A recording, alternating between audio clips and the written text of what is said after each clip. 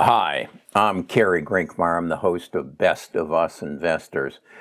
The title of this YouTube video is Two Stocks That Will Change the World Forever and Make Me a Multimillionaire. This is a drum that I've been beating for quite some time. Actually, I started talking about it and buying into it back in November of last year. But I've suffered some losses as a result of it. But I came across this article yesterday, and the title out of Forbes magazine is Two Stocks Pioneering One Technology That Will Change the World Forever. It's by a gentleman by the name of Clem Chambers. He's a senior contributor to Forbes and has a very strong history in investing. And it seems he's just discovered the two stocks that I've been talking about since back in October and November of last year. And I honestly believe they will change the world forever. I first became aware of them reading this book, Lifespan, by David Sinclair. He's a PhD, runs a laboratory in Harvard University. And I was drawn to the book because it says why we age and why we don't have to. Early in the book, he says that modern medicine will provide us with the ability to live to 150 years of age, and even entertains the idea that if we live long enough, we can live forever. But it wasn't until page 287 that he mentions the word Crispr. And that put me on a path. I had to learn more. And that's when I start buying these two stocks.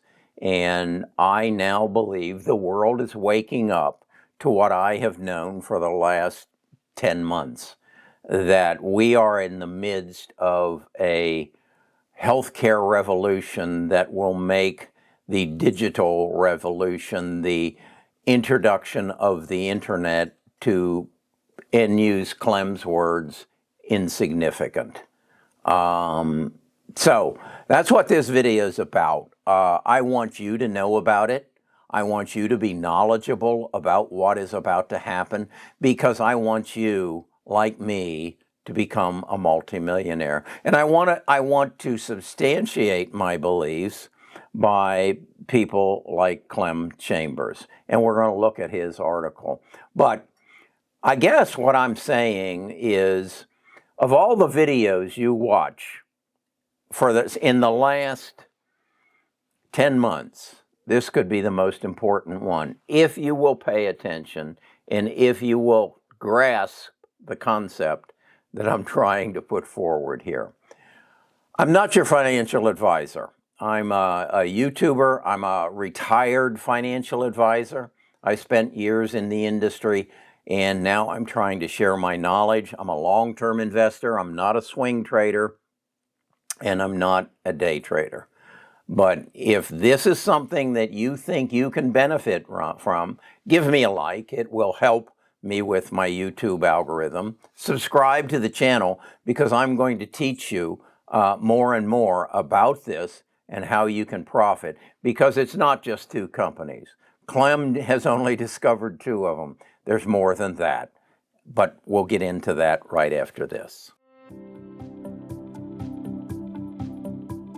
Best of Us Investors presents Kerry Grinkmeyer.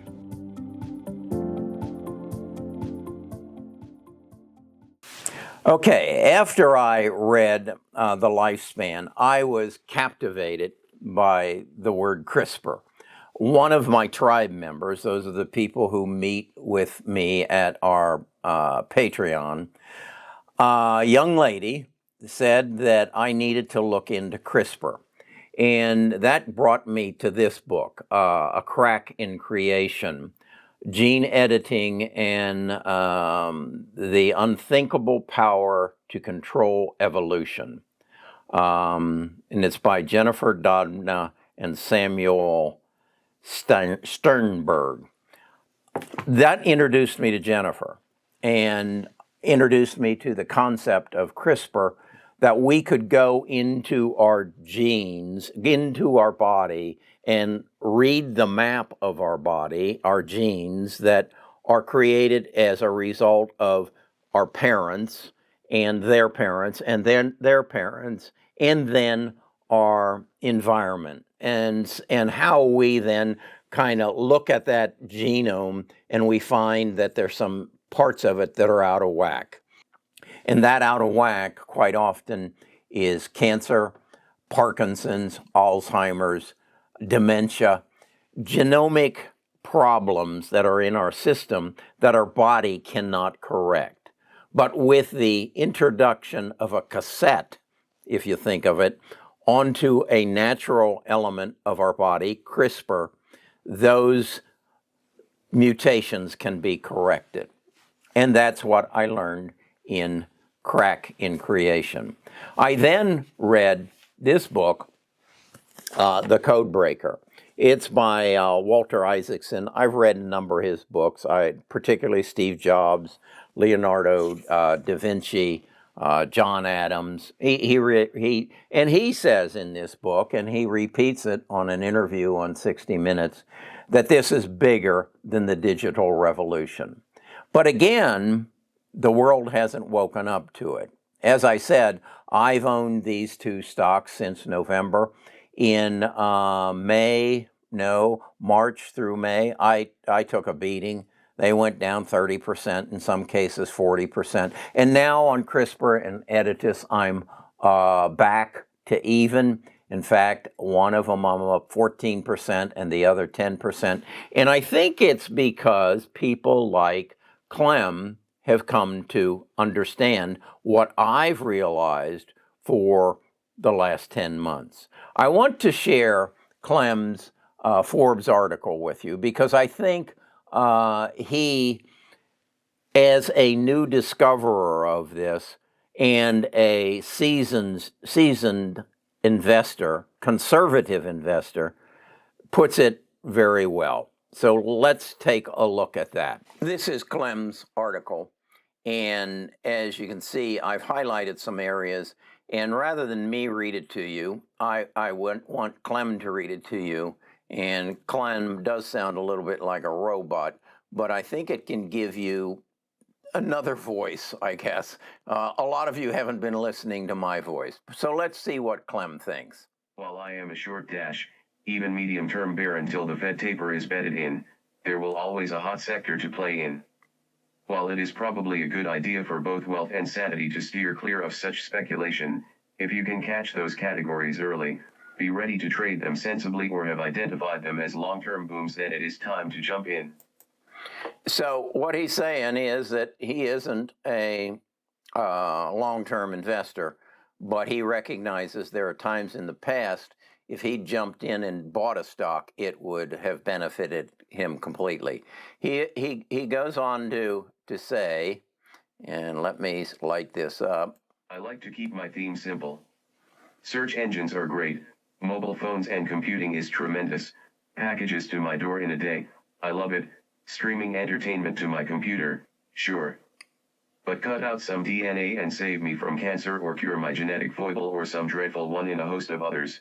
Make plant yield increase and then perhaps start repairing the parts of me that will start falling to bits, and those glorious technology businesses pale into insignificance. Genetic technology can't be uninvented and won't be stopped. No society will give up on research that in a generation might add 20 years onto our lives, kill the sort of virus we are currently laid low with or fight bacterial resistance to antibiotics, cure cancers, promote crop yields, heal terrible genetic illnesses before even thinking about frivolous things like bringing back a woolly mammoth from extinction for the local zoo. The enormity of the technology speaks for itself. I think those are very key words. The enormity of the technology speaks for itself. This goes along with Walter Isaacson's claim that CRISPR and the use of CRISPR is going to be bigger than the digital revolution. There is a stock market cliche of buying a stock you can hold forever, and in hindsight we all see those opportunities, but to be able to catch such a unicorn you have to identify it early, and it has to have the arrow of history behind it. This is such a category. The two unicorns I have piled into wide-eyed at the prospects are Adidas Medicine, EDIT, and Crispr Therapeutics, CRSP. Adidas Medicine has a market cap of $4 billion and Crispr Therapeutics $10 billion, which in this era of trillion-dollar companies you could be forgiven for thinking of as microcaps. He goes on to show you the movement of the stock, and you can see, as I said, I bought it back here in November, had a wonderful run up, and then in February through May took a dive. It spiked back up and then has since come down, and it's now showing some new life. That's Crispr, and then he shows you a similar chart for, and it's almost identical for Editus. I find it ironic that a bearish, contrarian, value investor like myself should be excited by the same stocks as the doyen up to the moon technology stocks, ARK's Cathie Wood. Yet while I am totally unable to buy expensive stocks that are going to get more expensive, I can totally understand investing in companies worth just a few billion that employ super smart scientists with the tools that could turn the whole world upside down for the good.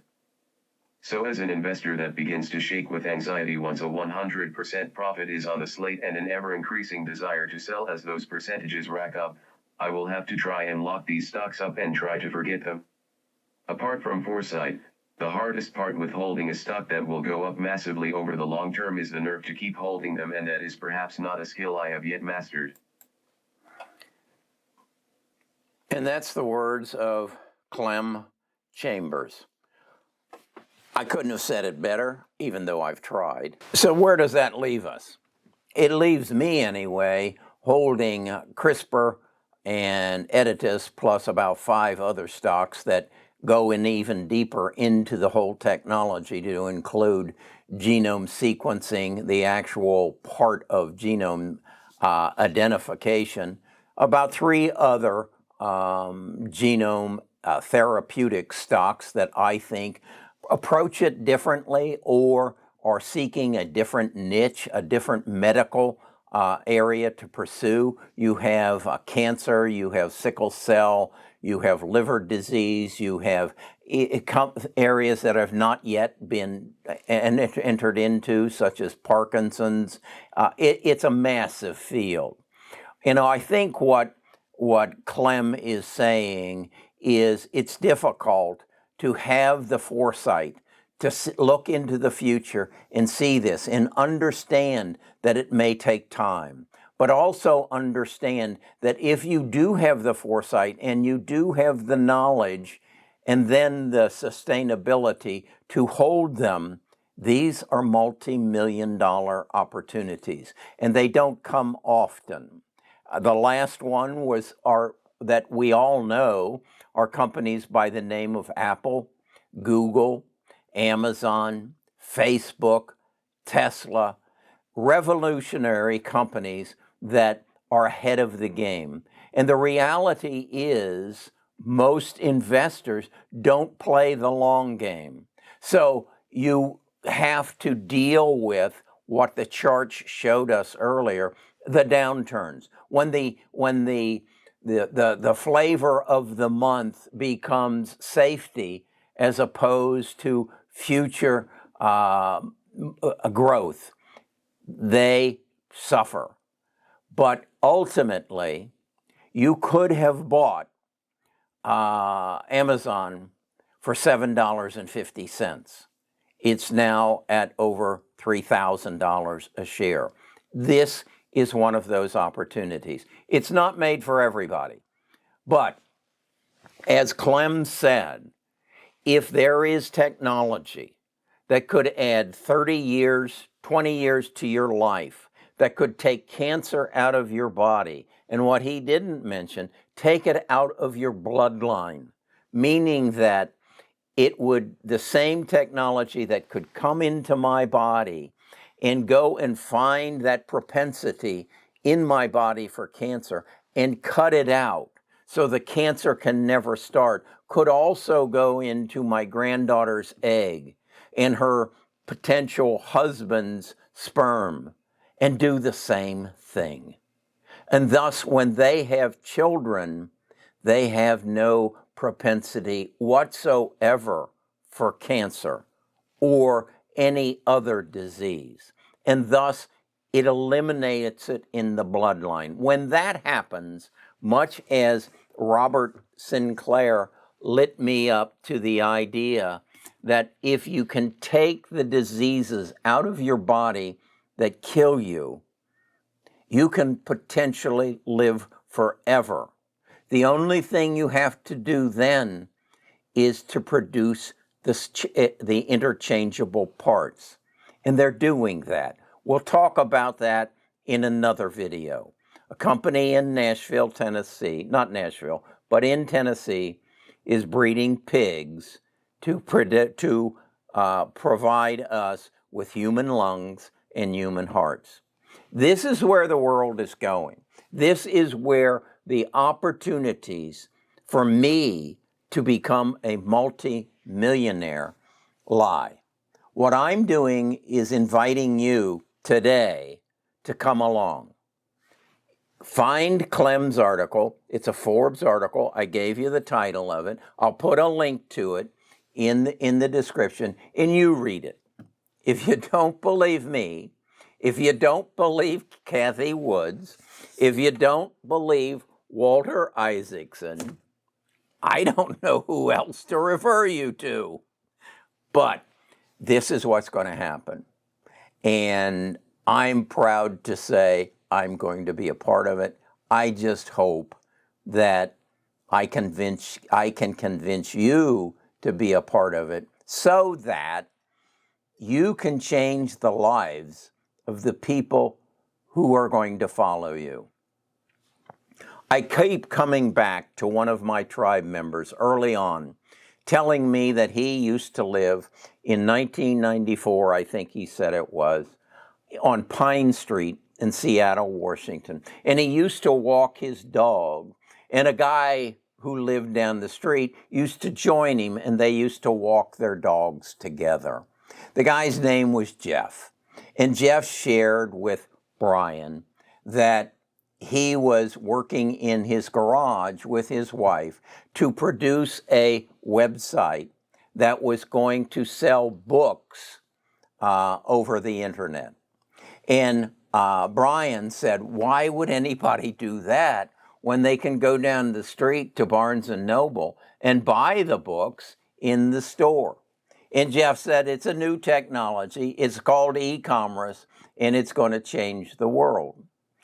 Jeff gave Mark the opportunity to invest $10,000 in his new company.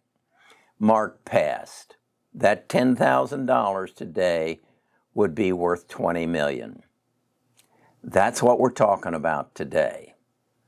We're talking about another opportunity for you to become a multi-millionaire. Now, Mark continued to walk his dog with Jeff, and then Jeff moved away. Don't let Jeff move away. Okay, that's my words of wisdom for you today to make you make better investment decisions. That's what this channel is all about.